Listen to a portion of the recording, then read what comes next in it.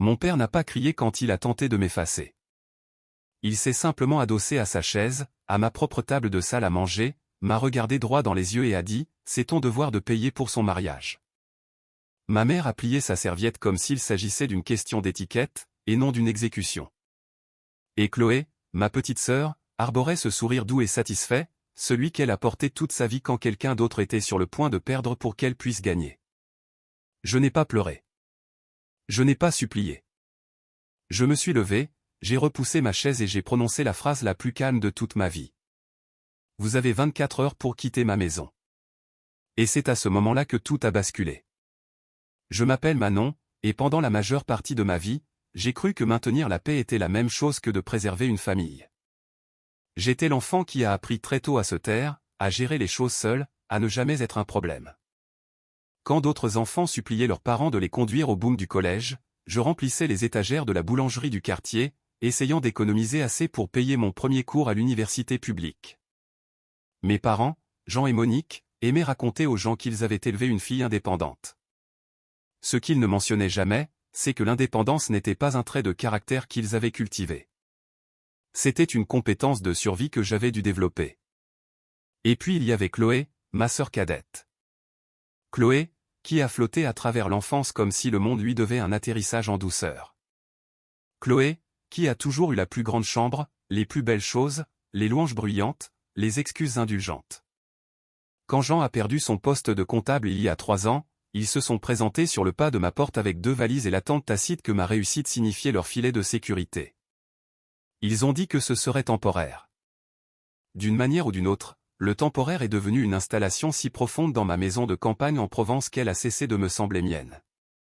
La nuit de leur arrivée, ma mère est entrée directement dans ma cuisine et a commencé à réorganiser les tiroirs. Elle n'a pas demandé. Elle n'a pas levé les yeux. Elle a juste dit « Tu me remercieras, ma chérie ». L'efficacité est importante. Jean a pris possession de mon bureau en moins d'1 heure, prétendant qu'il avait besoin de l'espace pour une recherche d'emploi que je ne l'ai jamais vu mener. Et Chloé, qui ne devait rester que quelques jours, est entrée dans ma chambre principale, a tourné lentement sur elle-même et a déclaré « L'ambiance ici me correspond mieux ».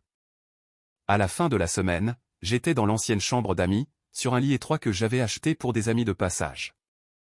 Les factures ont doublé, puis triplé. Quelqu'un n'arrêtait pas de régler le thermostat à un confortable 22 degrés Celsius, comme si je gérais un hôtel de luxe.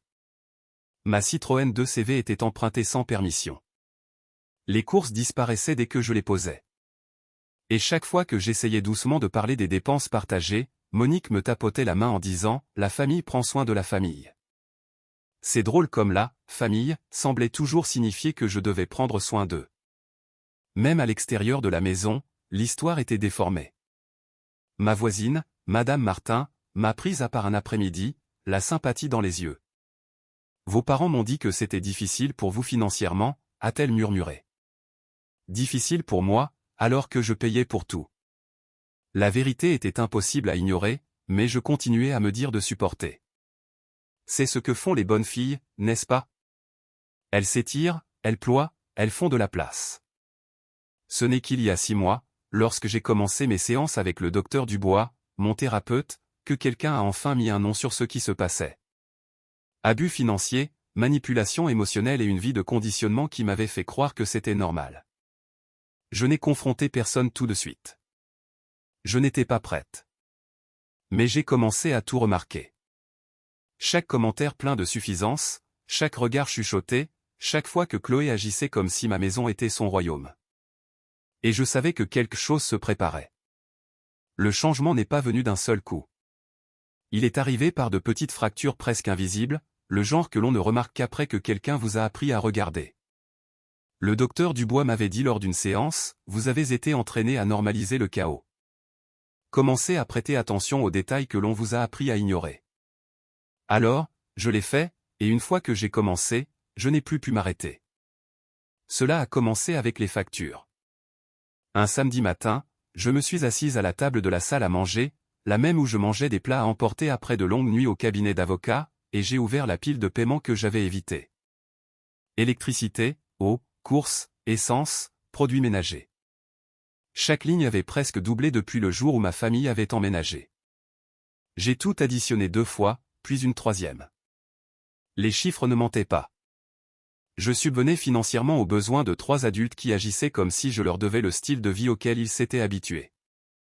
Pendant que je calculais les totaux, Chloé a traversé la pièce pieds nus, faisant défiler son téléphone. Elle n'a pas demandé ce que je faisais. Elle n'a pas jeté un coup d'œil aux factures. Elle a juste ouvert mon frigo, a pris l'eau pétillante que je gardais pour moi et a dit « On manque encore de courses. Tu peux aller au magasin aujourd'hui ?» Aucune proposition de m'accompagner. Aucune conscience qu'elle n'avait pas acheté de quoi manger depuis 3 ans. Une autre fissure. Puis vint le jour où Léo, le fiancé de Chloé, s'est présenté.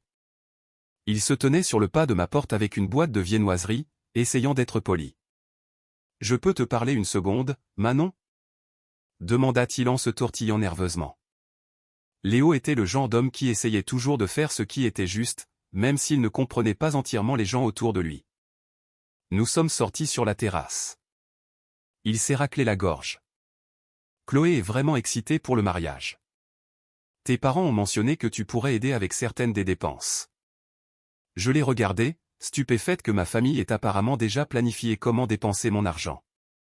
Pourquoi dirait-il ça? Ai-je demandé. Il a hésité. Je pense qu'ils ont supposé que tu voudrais contribuer puisque tu es stable. Stable. Ce mot a atterri comme une gifle. Pas réussie, pas travailleuse. Juste stable. L'euphémisme que les gens utilisent quand ils pensent que vous avez une capacité infinie à absorber les responsabilités. Une autre fissure, assez forte pour que même Léo l'entende. Il s'est excusé avant de partir, l'air vraiment confus par la tension dans laquelle il était entré. Puis vint le moment qui a poussé la fracture plus profondément. Chloé avait pris ma 2 CV pour la journée sans demander, et quand elle est revenue, le siège passager était taché de maquillage. Des emballages de fast-food jonchaient le sol, et le voyant d'essence clignotait. Je l'ai confronté doucement, comme je le faisais toujours. « Chloé, peux-tu me prévenir la prochaine fois? J'avais besoin de la voiture aujourd'hui. » Elle m'a regardé comme si j'avais parlé une langue inconnue. « Détends-toi, Manon. Tu ne vas presque nulle part. Et ce n'est pas comme si tu ne pouvais pas te payer l'essence, pas comme moi. » Le sentiment de droit était à couper le souffle. Mais les pires moments n'étaient pas les grands. C'étaient les rappels quotidiens silencieux que cette maison n'était plus la mienne. Comme Monique déplaçant mes vêtements dans un autre placard parce qu'elle avait besoin de plus d'espace. Comme Jean disant aux invités, notre maison a une excellente lumière naturelle, comme s'il avait payé un seul mois du prêt immobilier. Comme la façon dont Chloé s'étalait sur mon canapé, laissant ses chaussures sur la table basse. Chaque fois que je traversais mon propre couloir, je me sentais comme un fantôme hantant une vie que j'avais bâtie. Et pourtant, ma voix restait silencieuse. Mes limites restaient floues. Ma peur d'être la fille ingrate me maintenait figée sur place. Jusqu'à une nuit, pendant la thérapie. Le docteur Dubois s'est penché en avant et a dit la phrase qui a tout fait voler en éclats, « Manon. Ils ne sont pas confus. Ils en profitent. » Cette vérité a frappé plus fort que n'importe quel argument que ma famille aurait pu avancer. Elle a recadré chaque souvenir, chaque sacrifice, chaque excuse que j'avais faite en leur nom. Les courants sous-jacents n'étaient plus des courants sous-jacents. Ils montaient, bruyants, impossibles à ignorer. Quelque chose se préparait. Quelque chose de grand. Je ne savais pas quand, mais je savais que le moment où le barrage céderait, tout changerait. C'est arrivé un dimanche soir. Le genre de soirée qui signifiait autrefois la famille, le confort, la normalité. Mais dans ma maison, les dîners du dimanche étaient devenus tout autre chose. Une performance, une scène où mes parents jouaient les rôles qu'ils voulaient que le monde croie, les aînés sages et aimants guidant leurs filles adultes. J'ai cuisiné comme d'habitude, non pas parce que quelqu'un l'avait demandé poliment, mais parce que c'était plus facile que d'écouter Chloé se plaindre que l'assaisonnement n'est pas bon, chaque fois qu'elle touchait une casserole. J'ai fait un bœuf bourguignon, des légumes, une salade simple. Rien d'extraordinaire, juste quelque chose qui pourrait apaiser la tension assez longtemps pour que nous survivions au repas. Mais je l'ai senti dès qu'ils se sont assis, ce bourdonnement dans la pièce comme un orage qui se rassemble derrière des fenêtres fermées. Le sourire de Chloé était trop doux, trop répété. Le regard de Jean s'attardait sur moi un instant de trop.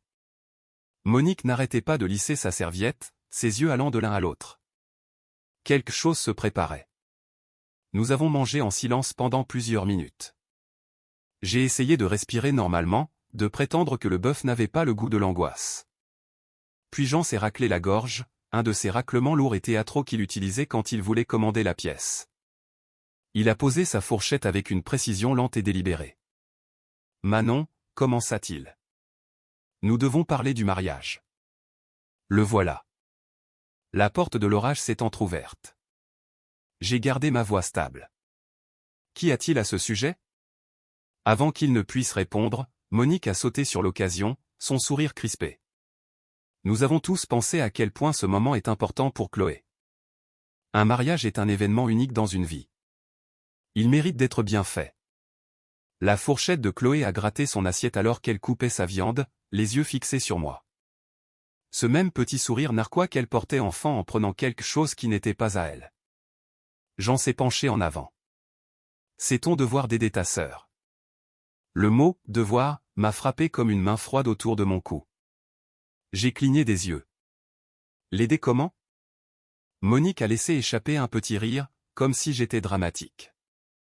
Manon, tu es avocate. Tu as un emploi stable. Contribuer financièrement devrait être une évidence. J'ai senti mon cœur s'accélérer. De combien parlons-nous? C'est Chloé qui a répondu. 28 000 €, a-t-elle dit aussi nonchalamment que si elle me demandait de passer le sel. 28 000. Mon fonds d'urgence. Des années de travail, le seul filet de sécurité que j'avais. J'ai essayé d'avaler, mais ma gorge s'est nouée. C'est beaucoup d'argent. La voix de Jean s'est durcie. La famille mérite un investissement. Et si je ne peux pas? Ai-je demandé doucement. Il m'a regardé droit dans les yeux. Alors tu dois contribuer à la famille. Si tu ne le fais pas, tu disparaîtras d'ici pour toujours. Mon souffle s'est coupé en une seule expiration brusque. Disparaître de ma propre maison. La maison pour laquelle j'avais payé pendant qu'il vivait sans loyer depuis 3 ans. Chloé n'a pas scié. Elle n'a pas bougé. Elle n'a même pas fait semblant d'être mal à l'aise. Elle a juste souri, un petit sourire suffisant, victorieux. Quelque chose en moi s'est fissuré. Pas bruyamment, pas violemment. C'était une rupture silencieuse et précise, comme la fêlure d'un mince morceau de verre. Pendant un long moment, personne n'a parlé. Mes parents me regardaient comme s'ils attendaient que je m'excuse de ne pas avoir accepté assez vite.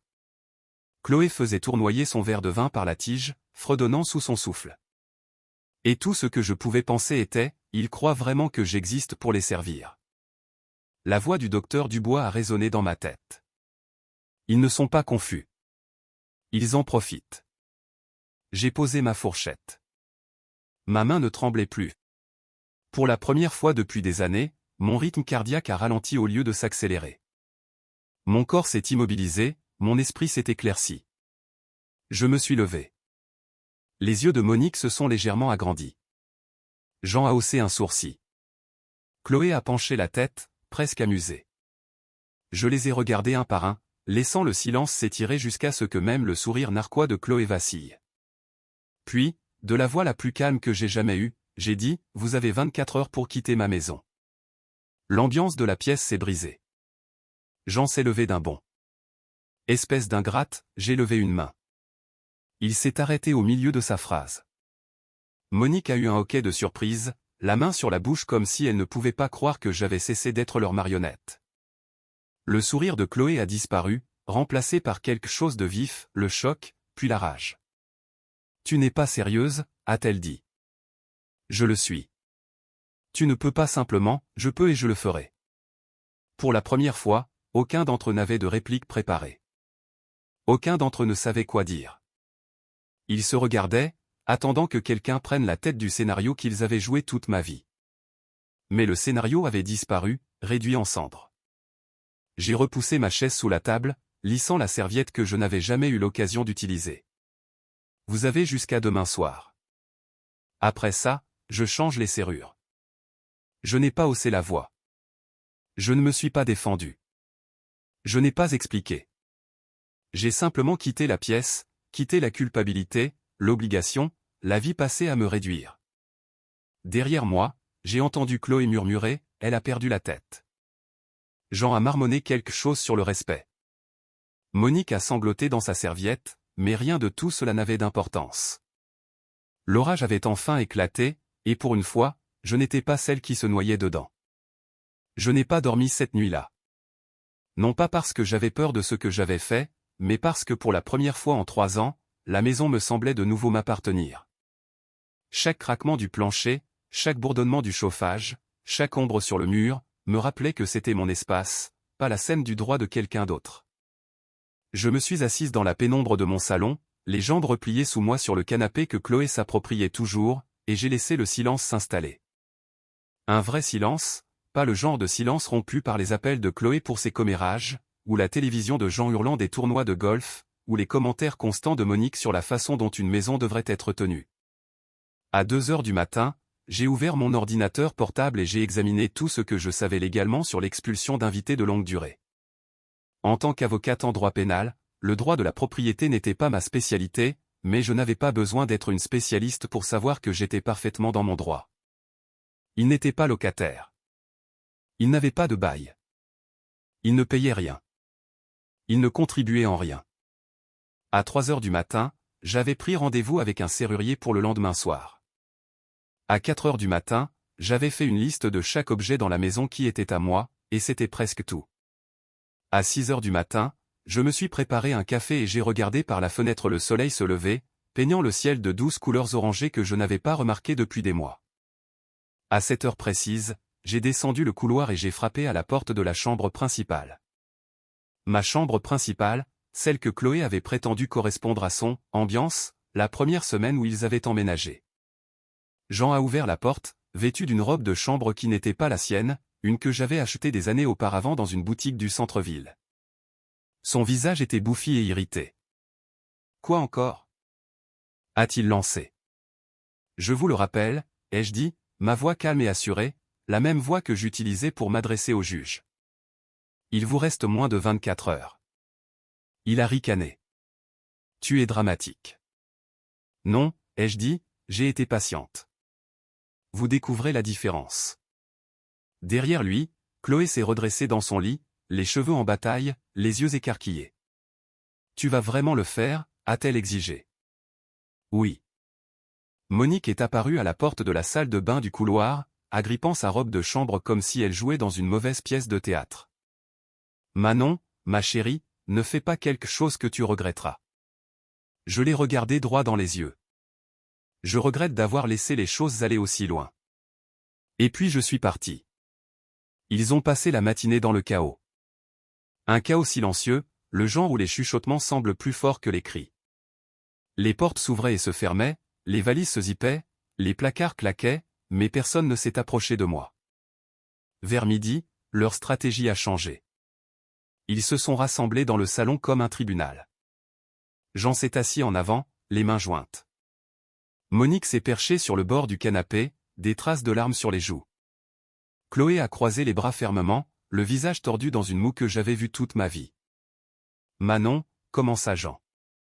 Nous pensons que tu dois reconsidérer ta décision. » Non, ai-je dit simplement. Monique a essayé ensuite. Où irons-nous? Nous n'avons pas d'économie, pas de plan. C'est cruel. Cruel? Le mot m'a presque fait rire. Je l'ai dévisagé. Vous avez emménagé dans ma maison sans demander. Vous avez pris ma chambre, mon bureau, mon argent pendant 3 ans. Et je suis restée silencieuse. Maintenant, je pose une seule limite et soudain, je suis cruelle. Chloé s'est levée d'un bond. Tu es jalouse. C'est ça. Tu ne veux pas que j'aie un beau mariage parce que tu ne supportes pas que les choses me viennent facilement. Je me suis levée aussi, lentement, laissant le moment respirer. Je ne suis pas jalouse, Chloé. Je suis épuisée. Elle a cligné des yeux, confuse. Ce n'était pas une réplique qu'elle avait répétée. La voix de Jean s'est élevée. La famille reste soudée. On ne met pas sa famille à la porte. Je ne vous ai pas mis à la porte, ai-je dit. Vous m'avez donné un choix au dîner. Payer ou disparaître. Vous ne vous attendiez simplement pas à ce que je me choisisse. La pièce est devenue silencieuse. Personne n'avait de réponse à cela. En début de soirée, ils étaient toujours là, à se disputer, à plaider, à prétendre que les conséquences n'étaient pas réelles. Alors, j'ai pris mon téléphone, j'ai composé le numéro, je les ai laissés entendre la sonnerie. Le visage de Jean a perdu toute couleur.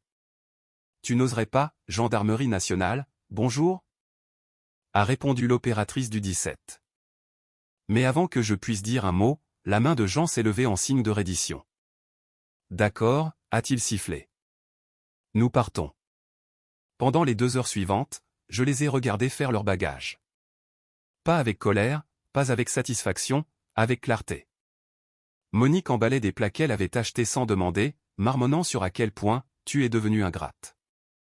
Jean arpentait la maison comme s'il quittait un royaume qu'il avait gouverné.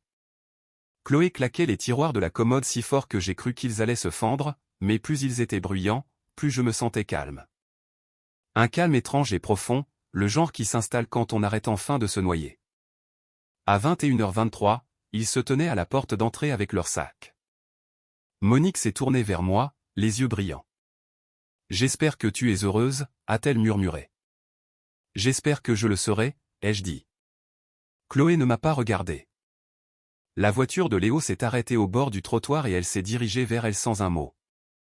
Jean s'est attardé, la mâchoire serrée, puis est sorti dans la nuit froide sans un autre regard. J'ai fermé la porte derrière eux, je l'ai verrouillée, j'ai appuyé mon front contre le bois, et pour la première fois depuis des années, la maison était à moi, l'air était à moi, le silence était à moi. J'ai traversé chaque pièce qu'ils avaient occupée, la chambre, le bureau, la cuisine. Il y avait des bosses, des taches, des éraflures, mais sous tout cela, les fondations de ma vie étaient toujours là. J'ai inspiré, lentement, régulièrement. La paix n'est pas arrivée comme une célébration. Elle est arrivée comme une longue expiration, une que je n'avais pas réalisée que je retenais depuis 3 ans. Le premier matin seul semblait irréel. Je me suis réveillé en m'attendant à des bruits de pas dans le couloir. La voix de Chloé résonnant à travers les murs, la toux de Jean, Monique faisant cliqueter la vaisselle qu'elle ne lavait jamais ensuite. Mais il n'y avait rien, juste le doux bourdonnement du chauffage et une tache de soleil réchauffant le pied de mon lit. Mon lit, dans ma chambre principale, enfin récupéré. J'ai fait du café dans une cuisine silencieuse. Un vrai silence. Pas le genre de silence tendu et performatif sous lequel nous étouffions tous. Je ne me suis pas pressé. Je n'ai pas marché sur la pointe des pieds. Je ne me suis pas préparé à une plainte au moment où je posais ma tasse. Plus tard cette semaine-là, Léa est passée. Elle s'est tenue dans l'embrasure de la porte, regardant autour d'elle comme si elle voyait la maison pour la première fois. Je n'avais pas réalisé à quel point l'atmosphère était lourde ici, a-t-elle murmuré. Mais maintenant, Manon, tu as l'air d'avoir 10 ans de moins. Je ne l'avais pas remarqué moi-même, mais elle avait raison. La maison respirait, et moi aussi. Les factures sont revenues à la normale. Mon frigo est resté plein. Ma voiture est restée là où je l'avais garée. Et le calme, mon Dieu, le calme était comme un médicament. Puis, près de 3 semaines après leur départ, le téléphone a sonné à 2h08 du matin. Je savais avant même de regarder qui c'était. Chloé. Sa voix tremblait dès que j'ai répondu. Manon, j'ai besoin d'aide. Ces mots m'ont frappé plus fort que l'ultimatum ne l'avait jamais fait, parce qu'ils étaient réels. Pas manipulateurs, pas suffisants. Une peur réelle, un désespoir réel. Qu'est-ce qui ne va pas? Ai-je demandé. Une respiration tremblante. Je suis enceinte. Mon cœur s'est serré. Pas de panique, mais de reconnaissance. C'était le moment que ma famille utilisait toujours pour me ramener. Une crise, un plaidoyer, une demande enveloppée de vulnérabilité. Je ne peux rien me permettre, a-t-elle murmuré. Ni les rendez-vous, ni le loyer, ni rien. Je ne sais pas quoi faire. S'il te plaît, j'ai besoin de toi. Le vieil instinct a surgi. Répare ça. Sauve-la. Efface-toi pour qu'elle puisse respirer. Mais la voix du docteur Dubois s'est élevée plus fort.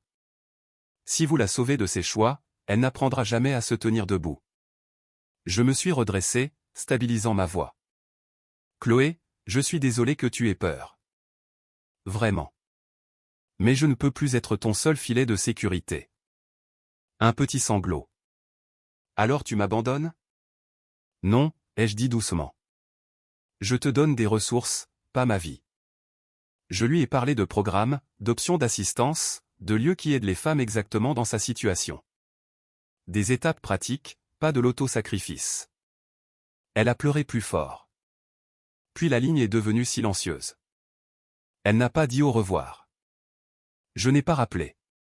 Dans les semaines qui ont suivi, des nouvelles sont parvenues par le bouche à oreille familial. Chloé a intégré une structure d'aide à la maternité. Elle a trouvé un travail à temps partiel dans une crèche. Elle se débrouillait. Pas parfaitement, pas avec grâce, mais elle se débrouillait. Et pour la première fois, elle le faisait sans que je me brise pour la soutenir. Les limites ne sont pas triomphantes. Elles sont propres. Douloureuses parfois, mais propres. Une année s'est écoulée depuis cette nuit dans ma salle à manger. Mes parents louent maintenant un modeste studio dans le quartier du nord de la ville. J'en travaille à temps partiel dans un magasin de bricolage. Monique fait de la saisie de données à distance. Ils ne prospèrent pas, mais ils se tiennent sur leurs propres pieds, peut-être pour la première fois depuis des décennies.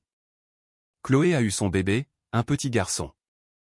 Je n'ai vu que des photos transmises discrètement par ma grand-mère, mais il a l'air en bonne santé, paisible, épargné par les batailles qui ont façonné les adultes autour de lui. Chloé a encore des difficultés, mais elle travaille, elle apprend, et elle le fait sans présumer que quelqu'un d'autre sacrifiera sa vie pour qu'elle puisse éviter l'inconfort. Quant à moi, ma maison est calme. Mes économies sont intactes. Mes matinées sont de nouveau à moi. Pour la première fois, je construis une vie qui n'exige pas que je me réduise pour faire de la place à des gens qui n'ont jamais prévu de m'en faire. Si cette histoire résonne en vous, dites-moi d'où vous écoutez. Et si vous avez déjà dû vous choisir, partagez votre histoire ci-dessous. Assurez-vous de vous abonner. Vous ne voulez pas manquer ce qui va suivre.